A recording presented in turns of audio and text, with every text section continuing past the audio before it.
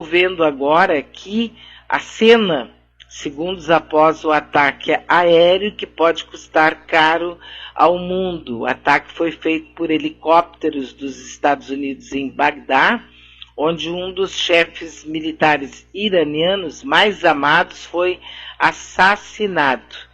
A pergunta é: Trump está tentando desviar a atenção? Sim, porque rolou, né? E ele sofreu impedimento na Câmara dos Deputados. Agora esse impedimento vai para o Senado americano, onde os seus senadores, o número de senadores favoráveis a Trump é a maioria.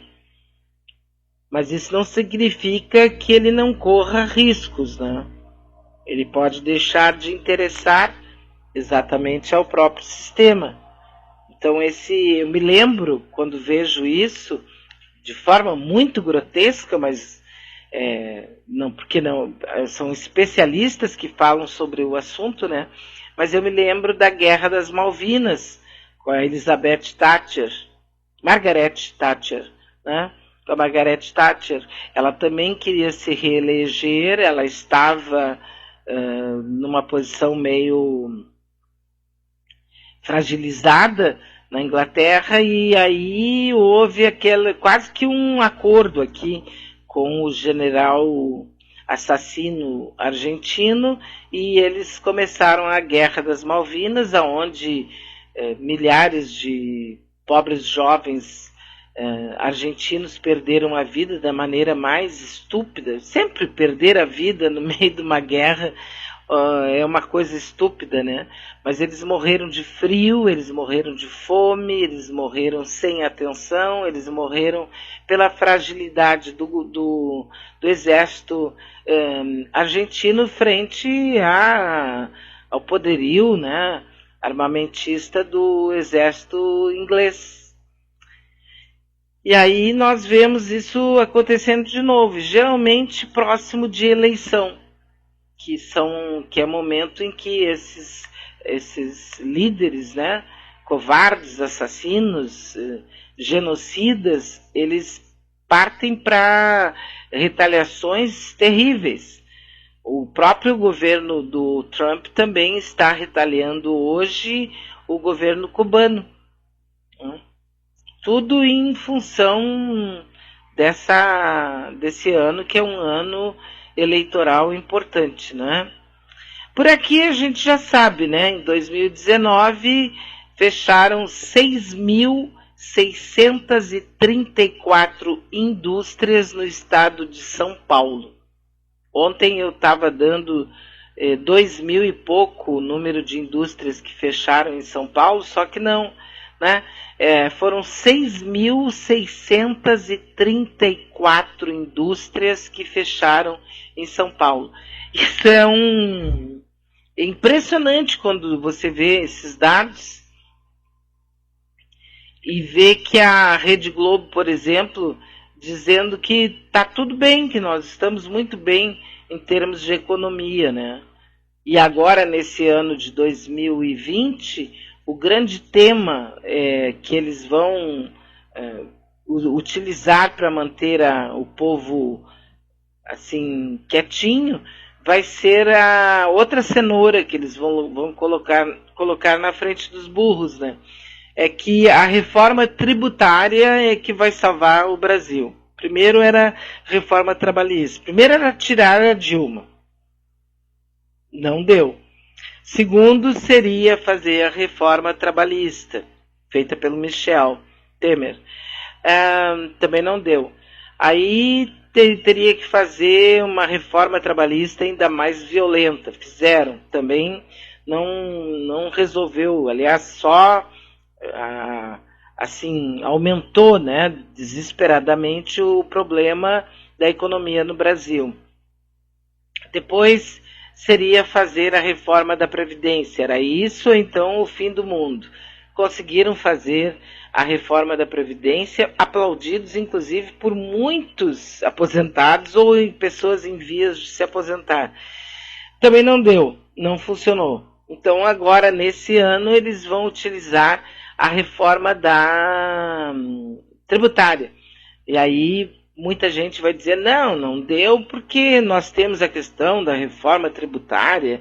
Se nós não fizermos a reforma tributária, não vai acontecer. E nós vamos ouvir os mesmos mequetrefes de sempre, dizendo as mega mentiras que ditas muitas vezes até tem uns idiotas que acreditam, né?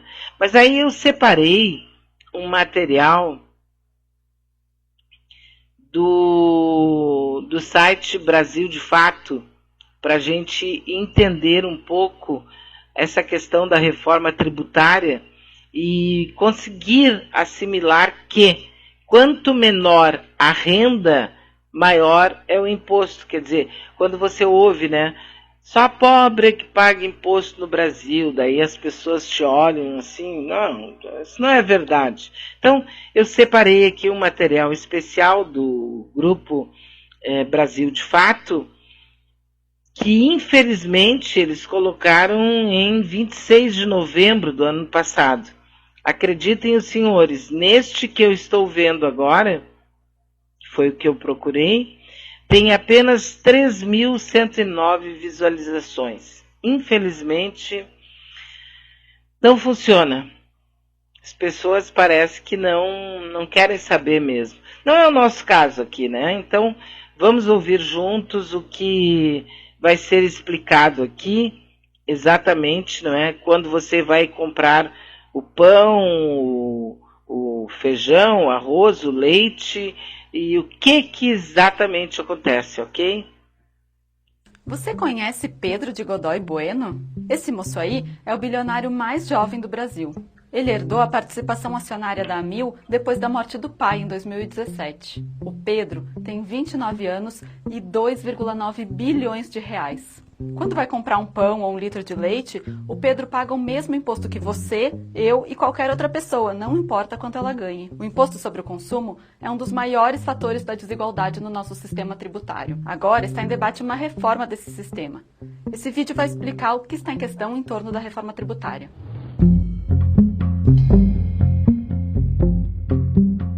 Os empresários costumam reclamar bastante que pagam muitos impostos, porque os tributos sobre o consumo e sobre a produção são cobrados das empresas. Mas, na verdade, eles são repassados para os consumidores e embutidos no preço dos produtos. Então, quem paga é a gente mesmo. Só que esse valor pesa muito mais em uma renda menor do que na renda de quem ganha muito.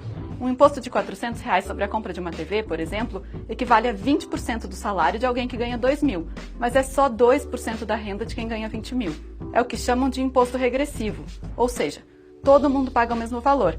E o que acontece na prática é que quanto menor a renda, mais se paga. E é justamente o imposto sobre o consumo que representa a maior fatia dos impostos arrecadados no Brasil, 51% do total. Mas vamos voltar ao Pedro. Ele é um dos 200 bilionários brasileiros hoje. Assim como Pedro, José Paulo Lemann, Joseph Safra e todo mundo que vive de lucro das empresas e não do trabalho não paga impostos sobre esses rendimentos no Brasil. Isso porque aqui, os lucros dos sócios de grandes empresas, os chamados dividendos, não são tributados, ao contrário do nosso salário. E uma curiosidade, no mundo todo, só o Brasil e a Estônia isentam dividendos. Mas falando de salário, vamos ao imposto sobre a renda. Funciona assim, ele tem 5 faixas. Quem ganha até R$ 1.903,98 não paga imposto. A partir desse valor, o imposto vai aumentando de acordo com a renda. Começa em 7,5%, passa para 15%, depois 22,5% e chega em 27,5%, que é o que paga quem ganha mais de R$ 4.664,68.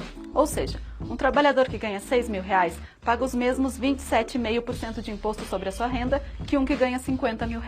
Já o Joseph Safra, o banqueiro mais rico do mundo, que tem uma fortuna de 95 bilhões e ganhou 19 bilhões só no último ano lucrando em cima do dinheiro, sem produzir nenhum alfinete, pagou R$0 de imposto sobre o seu lucro como pessoa física. De novo, na renda, assim como no consumo, rico paga menos imposto que pobre. Quer dizer, o problema não é existirem impostos. Afinal, a saúde pública, a educação, a segurança, os serviços públicos todos, que são super importantes, precisam de dinheiro.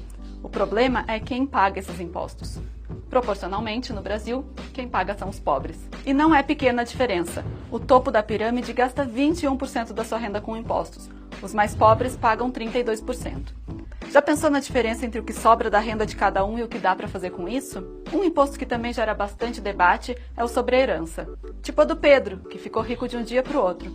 Enquanto todo mundo tem que trabalhar muito para conseguir comprar a casa própria e ter uma vida um pouco melhor, alguns poucos ficam muito ricos porque têm a sorte de nascer em uma família muito rica. Será que isso é justo? Países considerados desenvolvidos cobram bem mais imposto sobre a herança que a gente. Na França, esse imposto é de 60%. No Japão, de 55%. Até nos Estados Unidos e na Inglaterra, onde é muito forte a ideia de que o Estado não deve interferir muito na economia e na vida das pessoas, ele chega a 40%. Mas no Brasil, o imposto sobre a herança é de 8%. Outro problema é que os impostos no Brasil são muito confusos. É um sistema de diversas tributações diferentes em níveis municipal, estadual e federal.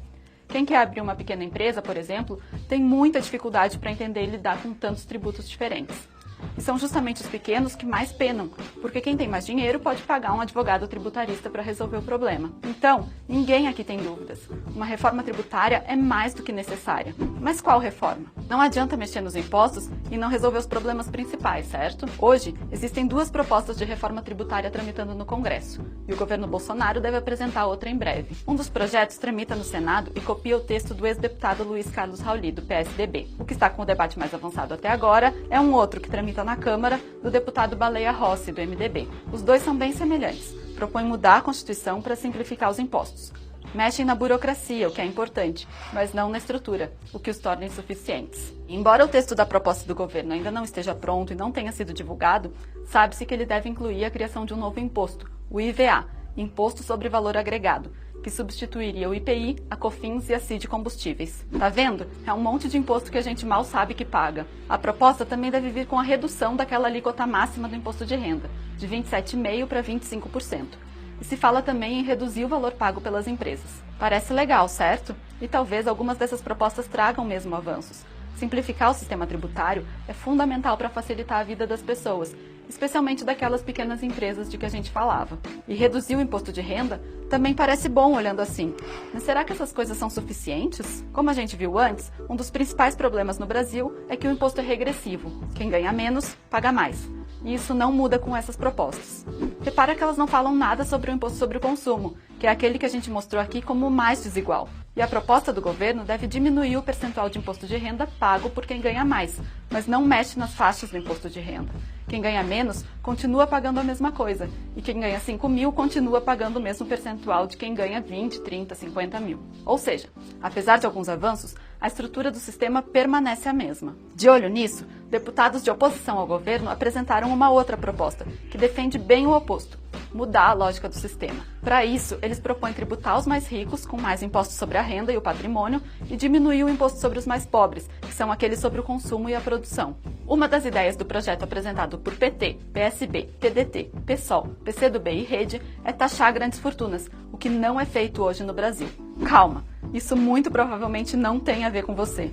A menos que você tenha recebido uma herança de mais de 16 milhões de reais, ou tenha um patrimônio de mais de 19 milhões, ou tenha jatinhos na garagem. A proposta não fala de quem comprou um apartamento ou tem um carro melhorzinho. São grandes fortunas mesmo. A ideia principal é fazer com que os impostos deixem de ser regressivos e passem a ser progressivos.